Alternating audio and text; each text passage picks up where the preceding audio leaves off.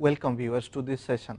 In this session we will discuss the remaining part of Vaisesika philosophy on which we were discussing in the previous classes, that is on substance. Then we will discuss Guna. Guna is the second substance according to Vaisesika philosophy. As you know that Dravya is a substance and we were discussing about Dravya, and so far we have not yet completed the concept, the explanation given by Vaisesika on Dravya. As you know that there are different arguments Vaisesika philosophy has given, and also given counter arguments to some other schools, those who pose some of the questions on Vaisesika explanation on the concept substance. To recap what we had discussed so far in a very brief, Vaisesika school, when we had discussed, we said that is the historical background.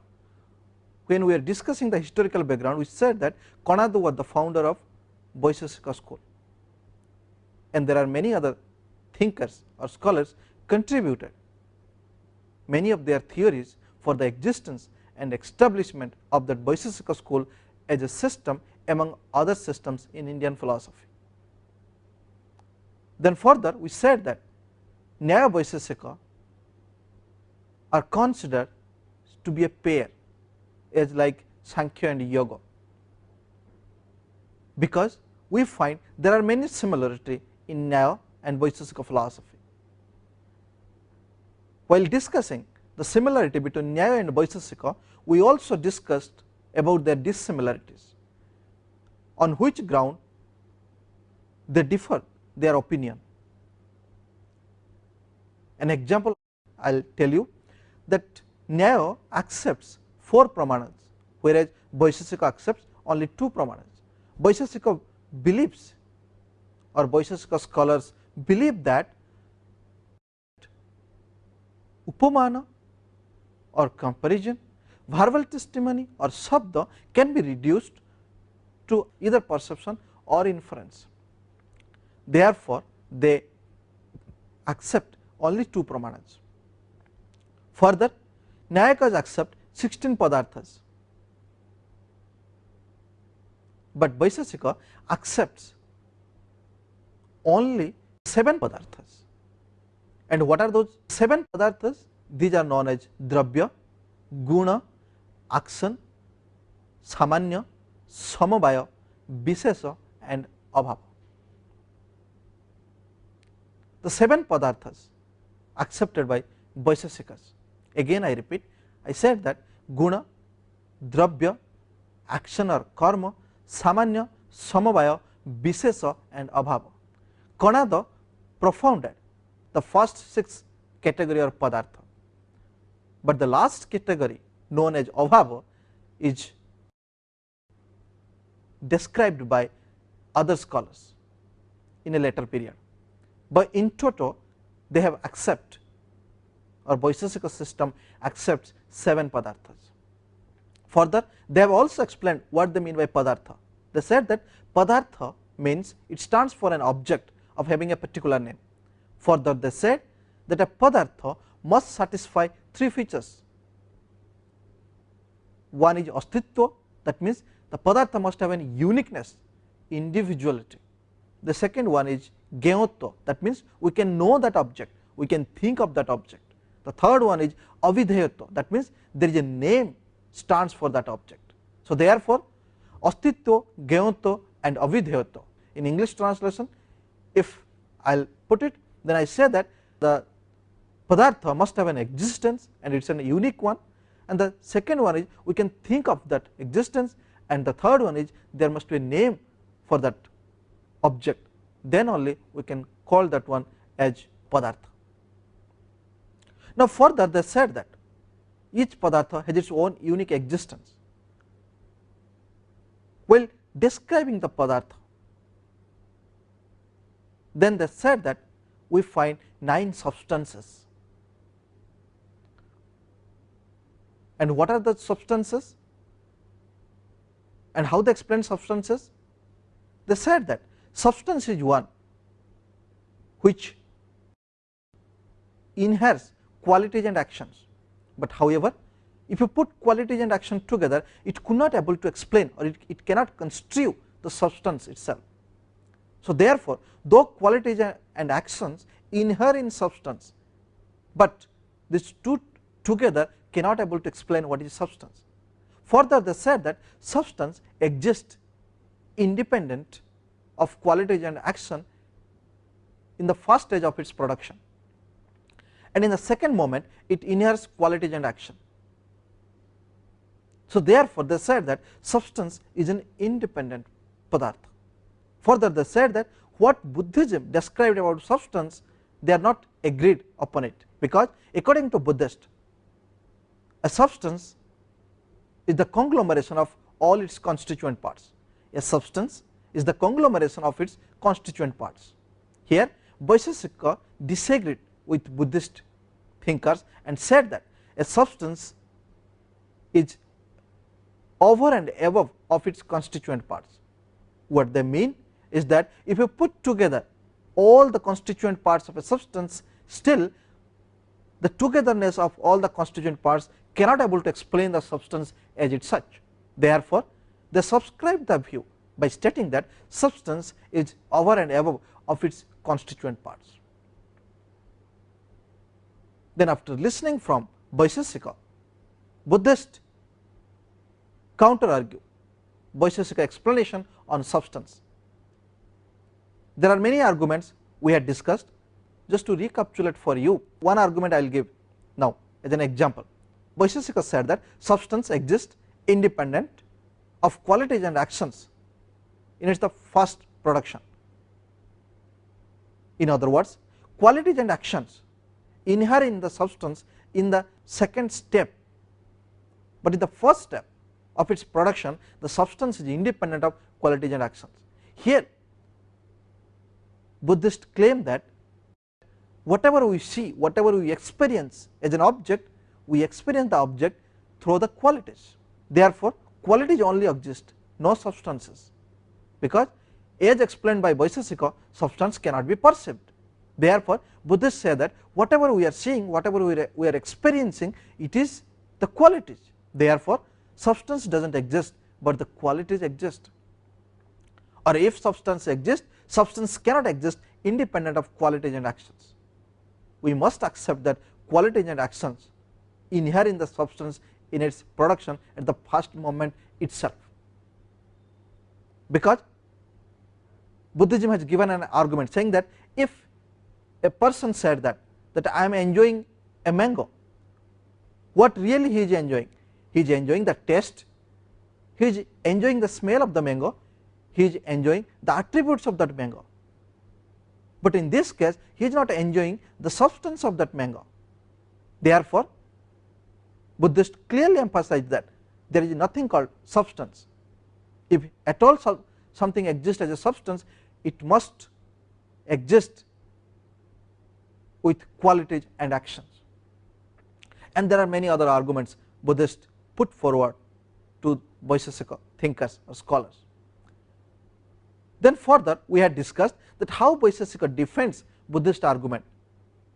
Vaisesika said that you are very correct, you the Buddhists are very correct, because you are saying that there are many qualities we find in a substance.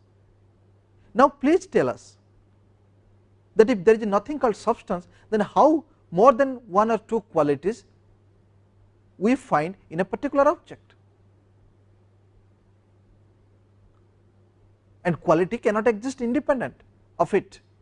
Quality like color, quality like taste, do you think quality can exist independent of substance? If not so, then tell me why there are different kinds of qualities we find in a substance. If quality cannot exist independent of it, it requires something for its existence. And what is that something? That something is known as ashraya or locus, and that locus is nothing but substance. And there are many other arguments here Vaisesika have given for defending the Buddhist argument on the concept substance. Then further we have discussed that there are many substances we find. there are 9 kind of substances, and all other substances can be subsumed under these 9 substances. And what are those 9 substances? They said that 9 substances are divided broadly into 2 kinds. One is eternal substances, another is non-eternal substances. Eternal substances are those which exist permanently, timelessly, which can never be created nor destroyed. Now, non-eternal or tangible substances are those which can be produced, which can be destroyed. The 9 substances are air, ether, then earth, light, time, space, mind, soul, in this way. So, if you find that there are 9 substances, and out of 9 substances, they said that time, space, mind, soul are eternal substances. Then they said that time is the cognition of, you say that past, present and future. Then space is the cognition of, you say here, there, all this concept they have discussed. These are the eternal substances. The non-eternal substances are those which has also qualities. For example, earth has a quality, ether has a quality, sound. Here they said that we cannot perceive the earth, but we can hear the sound, and because of the qualities we must infer that there must be a substance, otherwise quality cannot exist independent of it. Therefore, here ether or akasha is a substance and its quality is sound. In the same way, they said that fire or say light, light is the substance and color is its attribute. In this way, they said that every substance has a unique attribute. Every substance exists independently with its uniqueness, and no substance can be derived from other substance, because each substance is unique in its character, and there are plenty of substances exist, because here Vaisheshika believes that there are many things exist in this earth, there are many atoms exist in this earth, because we find that eternal atom and non-eternal atom. Therefore, they are called as atomistic pluralism. Further, they said that soul is of 2 types. While discussing the concept soul, they said that soul is of 2 types. One is individual soul, another is eternal soul. Individual soul are those which are in the process of movement. In individual soul, we find the consciousness. The soul is the substratum of the consciousness, and because of the consciousness, we find different individual souls in this earth. Even you cannot count how many living creatures are existing in this earth, because we have a limited knowledge. We know something which is very limited in character. Therefore, they say that those who are living in this earth, starting with animals, plants, birds, reptiles, then many creatures, even insects, worms, they have a life, they have an individual soul. On the other hand, they said that there is a person known as omniscient being, which has a supreme soul, and supreme soul is one who really responsible for creating the whole universe in a very beautiful way. He designs the universe in such a magnificent way, and maintaining the cosmological order in a very logical sequence. It is the supreme soul who brings the harmony in this earth. You find in the morning sun rises, you find then there is a noon, then in the evening sun sets, and again you find there is a dawn time and morning. See why this rotation comes? Because there is someone who really regulates the universe system as such. In this way, they said that individual soul and supreme soul. While discussing the concept individual soul, they said that it is the mind which really helps to identify the internal aspects of a human being, such as pain and pleasure. So, in this regard, you find that it is the mind which is an eternal substance which helps to find the internal qualities of an individual soul known as pain, pleasure, satisfaction, so on and so forth. Now, the argument, now coming forward and saying that we are in a problem, we are finding a difficulty to understand what is Vaisesika's standpoint on substance. In this regard, the problem is very specific.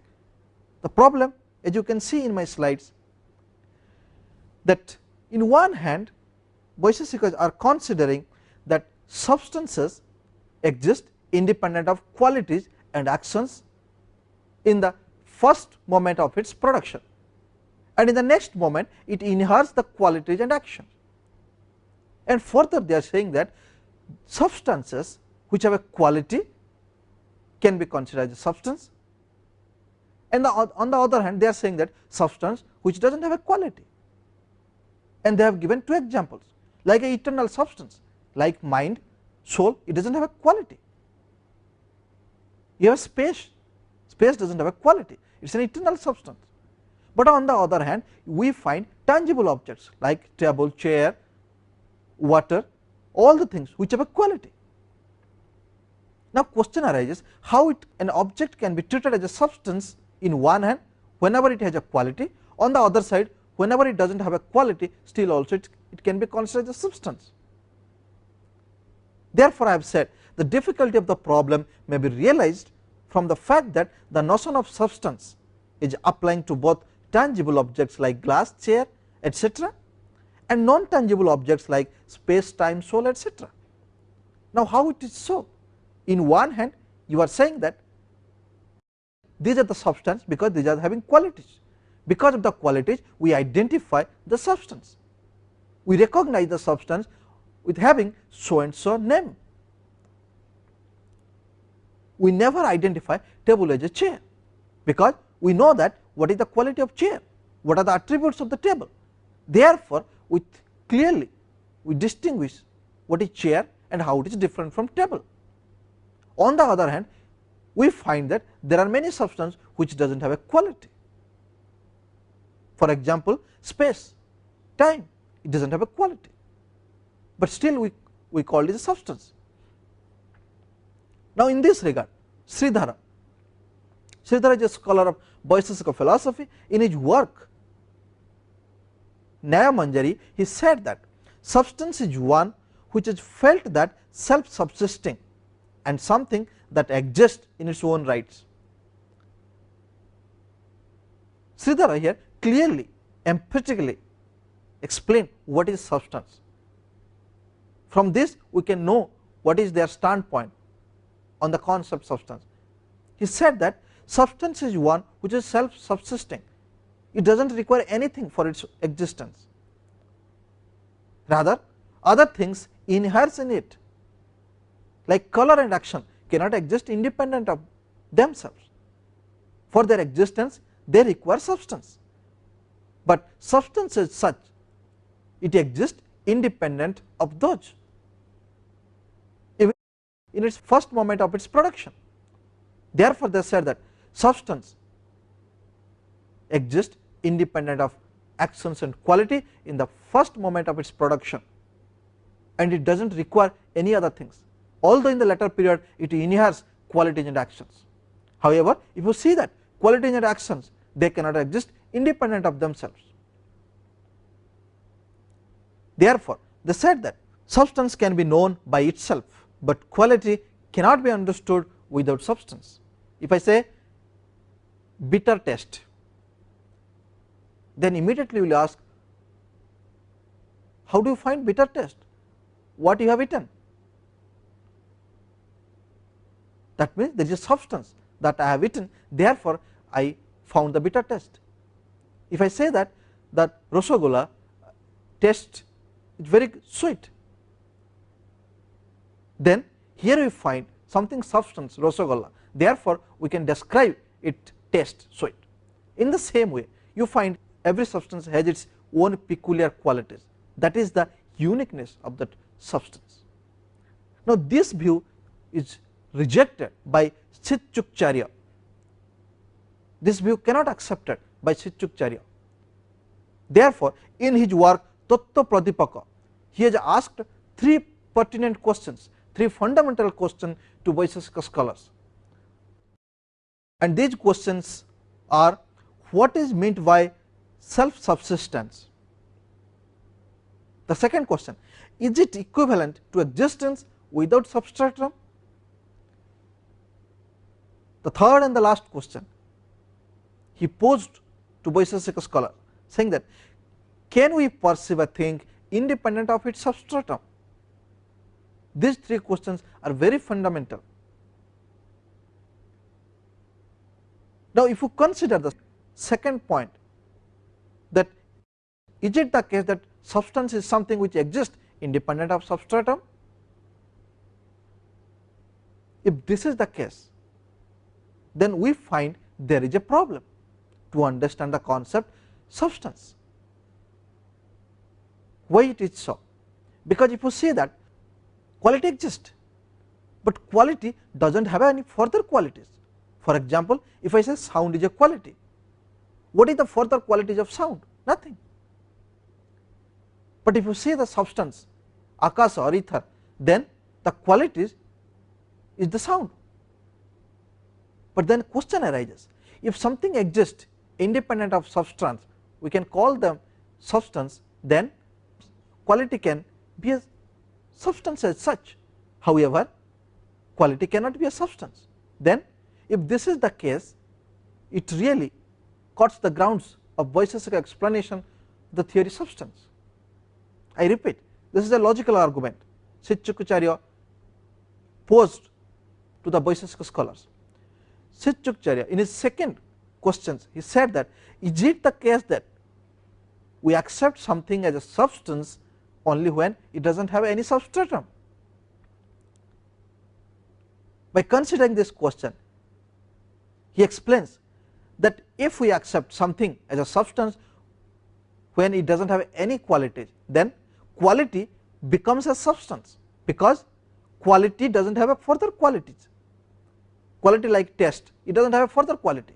Quality like sound, it does not have any further qualities. If it is so, then quality becomes a substance. But then he is asking, can we say so that quality becomes a substance? We cannot say so, because quality requires something for its existence. It cannot exist independent of substance. It needs a locus or asraya for its existence. Now, further Chichukcharya arguing that space and time do not have qualities, thus they may be treated as substance, as Vaisheshika said. But then if it is so, then what about tangible goods? Time, space, it is understood, you may call it as a substance, because it does not have a quality.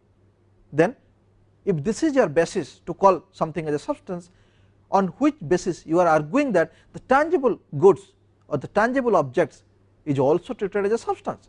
Because in the tangible objects we find qualities, like a table and chair and a pen, say duster, say laptop, say cow, tree, these are the tangible objects or tangible beings. If this is the case, we find the qualities in them, then on which basis you are claiming that the tangible objects is also be treated as substance?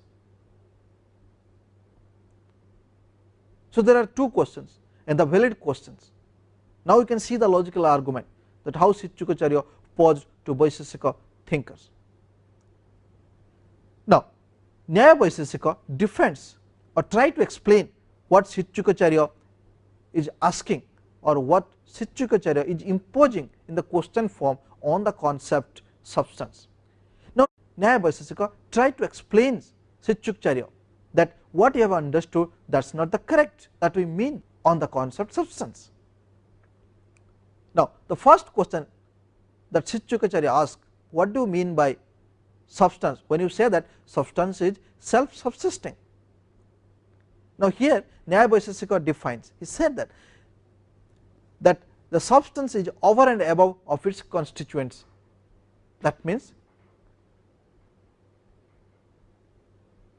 if you divide a substance, you find different constituent, and each constituent has some peculiar qualities.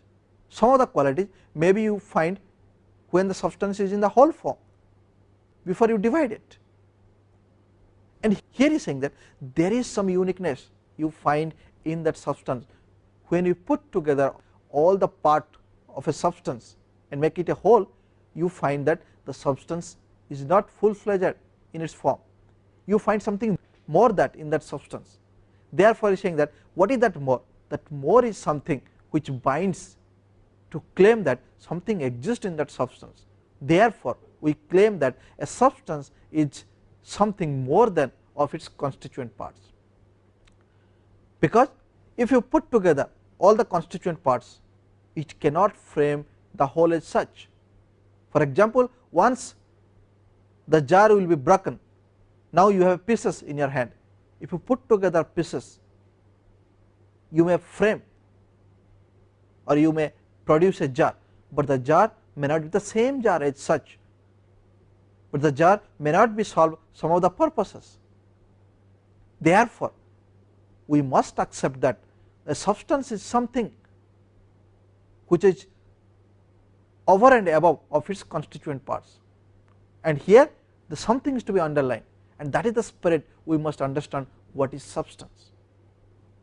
Further, they said substance exists independently in the first stage of its production and acquires perceivable qualities in the next stage. They agreed, Vaisesika agreed, that qualities and actions we find in the substance, and because of the qualities we recognize a substance. However, substance has its own existence, because there may be different qualities we find in a particular substance, and henceforth, since we find the different qualities in different moment in a particular substance, we must consider that something presupposes as a form of substance. As a result, we are imposing different qualities on it, and henceforth we recognize the object by the help of its qualities. Now, this is the explanations Vaisesika has given to Shichukcharya. Now, you can see the logical argument between Buddhism and Vaisheshika, between Vaisesika and Shichukcharya, and how they really explain the concept substance, how they really establish their argument by stating that substance is independent in the first stage of its production, although it inherits qualities in the next moment. Now, the question arises whether motion find in substance or not, and if at all we find motion in substance, what kind of motion it is. Considering the issue on motion, the Naya school explains that there are two types of motion. One is potential motion, another is actual motion. What is potential motion? Potential motion is one which we find in a substance, and the substance is capable to move or shift from one place to another place. That is a potential motion. Because of the potential motion of that substance, the substance could able to move from x to y distance. They also said that as like quality, action cannot exist, or the motion cannot exist independent of substance. It needs something for its existence, and that something is nothing but the substance. And while explaining the other kind of action, other type of action known as actual action, they said that it is the individual responsible for its own motion, for its own movement. That is called actual action. An ordinary example I will give. For example, there is a glass of water on my table. Now, I am moving the glass of water from the place x to y. Then here we find, because of the potential motion find in that glass, as a result I could able to move the glass from one place to another place, from x to y. Now, we as a human being, we as an animal having individual souls, we are moving from one place to another place. He is saying that it is an actual motion, something inbuilt in the life, something inbuilt in that substance. As a result, the substance able to move automatically whenever he or she desires to move. So, therefore, according to Naya, there are two types of action, one is potential action, another is actual action. Now, Buddhist view on motion, Buddhist said that there is nothing called the concept motion, rather they agreed on the concept saying that motion can be explained with the word change, because they believe that on the only potential motion. They have given an example while explaining the concept potential motion. They said that if you now put a table in front of you in a particular room, you say that immediately you cannot recognize its change, its motion. But after some years, after some time, say 2-3 years, after 10 years or after 15 years, once you come to that room and see that some of the qualities of the table won't remain as it was there in the earlier time. Therefore, something is moving, although we cannot notice how it moves, although we cannot notice the movement from x to y, we cannot notice the change from x to y, but however in the long run we can observe, we can perceive the change in it. Therefore, Buddhism explained in this case saying that action or motion we can explain by the help of the word change, because they believe that change is permanent and other things are momentary. It is bound that we need to change in our life, and everything are constantly changing. In some cases we are noticing, and some cases we could not notice it. Now, rejecting on the one hand Nayaka's view, on the other hand Buddhist explanation of motion, Vaisesika argued that there is neither potential nor actual motion found in these 9 substances. He said that although actions inheres in the substance in the later period, but substance as such in its early stage of its production, nothing included in it, it is just a pure, it is absolute, it has nothing to do with quality and action in the first of its production. Here Vaisheshika claimed that unlike Nayaka's and Buddhist, there is an action inherent in the substance, because action cannot exist independent of it. But the inherentness of the action in the substance, it happens in the next moment of its production of the substance. But in the early stage of its production, the substance is itself is pure, is an absolute, it does not require any kind of quality or action for its own existence. Therefore, they say that substance is prior to qualities and actions, although they inhere in it. It is the substrate of all other categories. All other categories, like you have karma, you have quality, guna, quality, you have then samanya, you have vishesha, you have samabhaya and abhava. You explain all these padarthas. You must realize that everything will be explained by the help of only dravya or substance. For example, quality, quality resides in substance.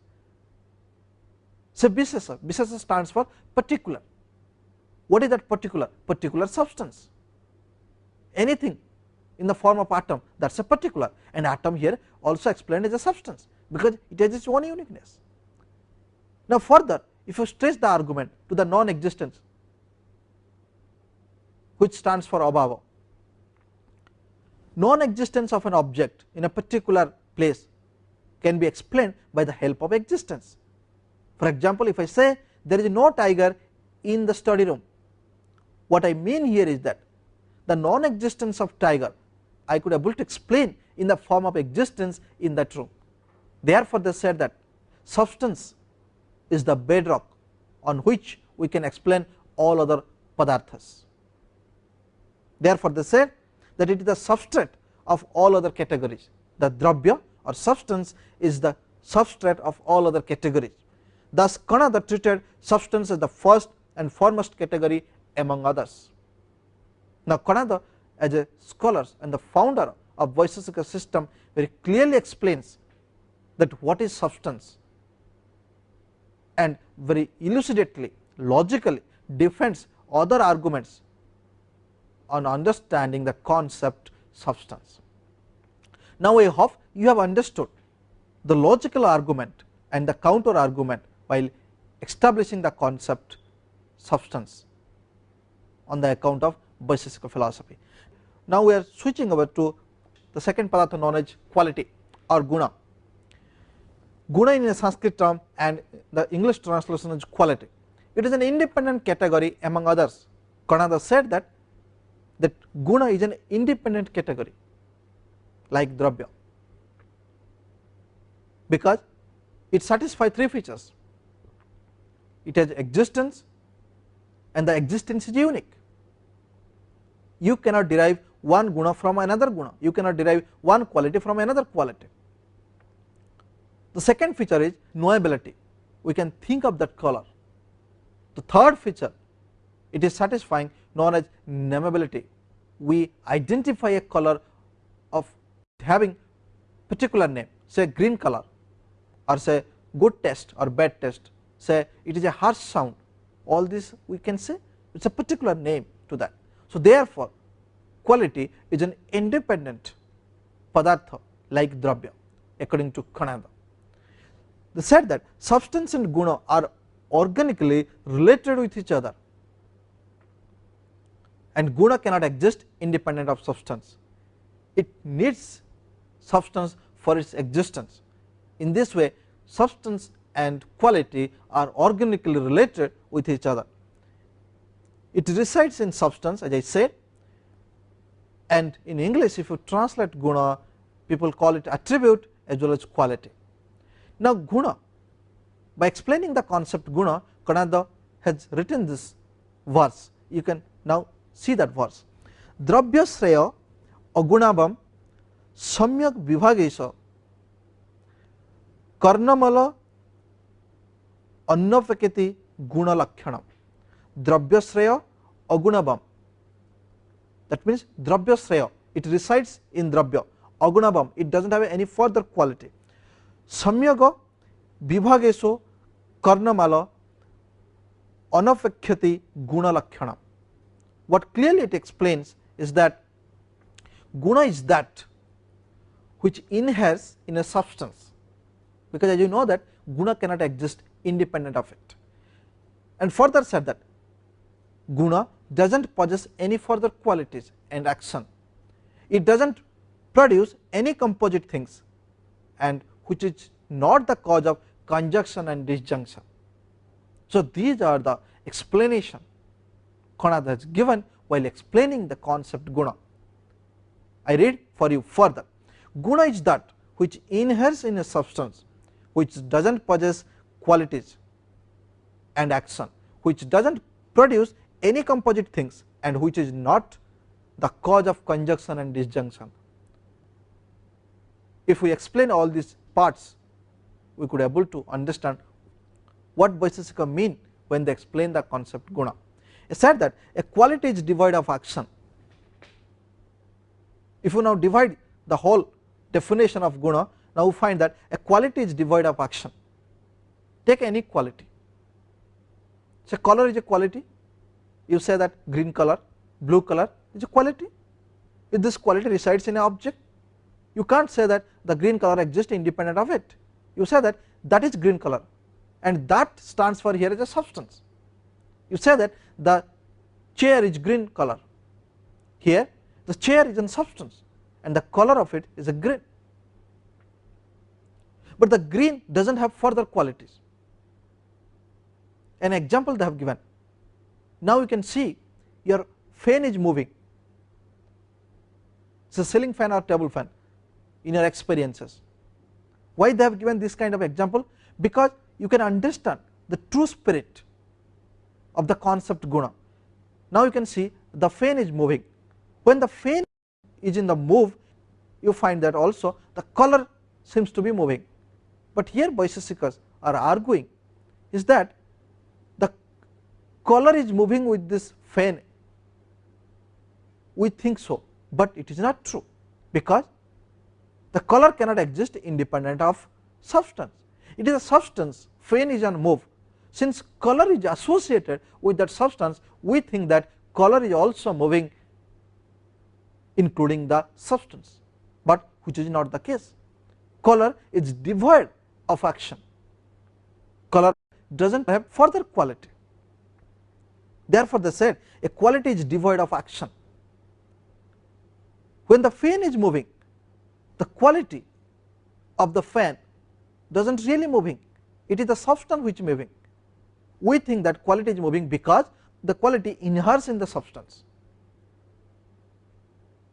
Now, I believe you can understand that a quality is devoid of action, so very clearly. Now, the second point, a quality is devoid of quality. Take an example, that number, say number 1, 2, 3, 4, etc. If I say that what is 1, what is 2 stands for, can we understand independent of any substances?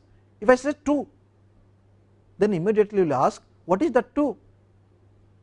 Are you referring to chair? Are you referring to students? Are you referring to television? Are you referring to something? So, therefore, whenever you say that number, it always refers to a substance. But again, do we think, or is it possible for us to find that number as a quality, it has also some further qualities? No, it is not so. Therefore, a quality is devoid of qualities. A quality does not have further any qualities. A quality, for its own existence, it resides in a substance, however, it does not have further qualities. Therefore, I said number is the quality of a substance, it is not a quality of its color, taste and other qualities. Can we deduce color from taste? Can we deduce color from number? Can we deduce number from say any other qualities like smell? No. Therefore, each quality has its uniqueness, has its own existence, and we identify that quality of having so and so particular name. Therefore, quality is an independent padartha according to Guna. The third point, they said a quality is a non-inherent cause. The inherent cause, what they mean is that material cause. The substance can be the material cause for its production. Say if cloth is the effect or cloth is the output, then the material cause is the thread, the color thread. It is an inherent cause or a material cause. But here action is not included in the substance in the production of its first moment. The action does not include in the substance in the first moment of its production, but somehow it inheres in it in the next moment. Therefore, they said that a quality is a non-inherent cause. It cannot be an inherent cause or a material cause. A quality is a non-inherent cause of an substance.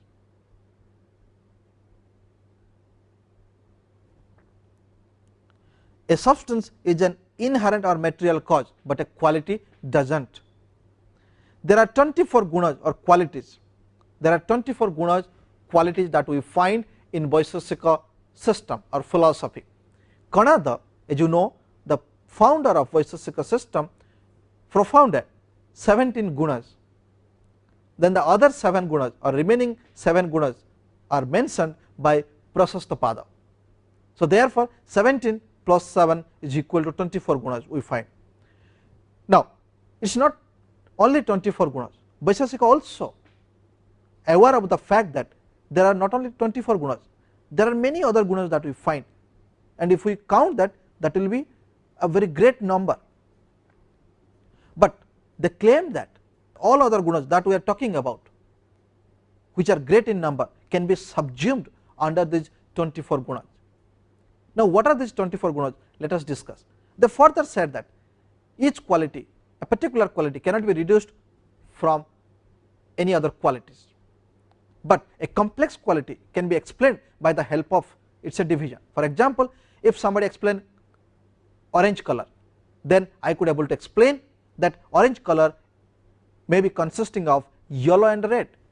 Therefore, a complex color, orange color, can be reduced to yellow and red. In this way, they have explained there are 24 qualities. Now let us discuss what are those qualities. They said that first guna or quality is known as rupa, color.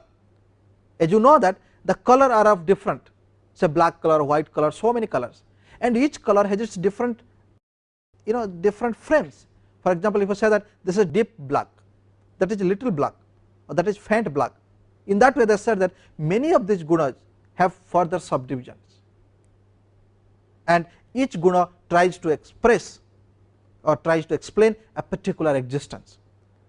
Now the second guna, they said that taste, you have different taste, so that is sweet, that is hard sweet, or that is so much bitter taste, so and so forth. The third guna is gandha, smell, you said that that is very bad smell, that is a good smell.